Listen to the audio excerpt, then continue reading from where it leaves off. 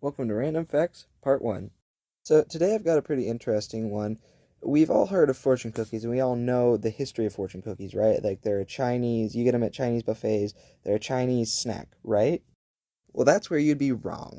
The whole misconception about them being Chinese actually came from a little bit before the beginning of World War II. A large quantity of Japanese immigrants moved from Japan to Southern California, where they began to create successful shops and stores, and most importantly, restaurants.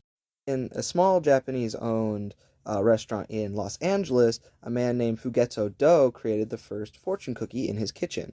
They pretty quickly grew in popularity, and they were cheap and easy to produce, and they were a pretty fun little snack, so other companies began to replicate his process, more specifically, Chinese restaurants. Right around this time is when the Japanese attacked the Hawaiian base of Pearl Harbor, throwing the U.S. into World War II. A large distrust formed around people of Japanese descent because the American government feared that some of them may be spies. The government then rounded up large quantities of Japanese Americans, almost all of them in the United States, and put them into Japanese internment camps. This meant that they had to leave their shops, businesses, homes, and basically entire lives behind and just simply abandon them.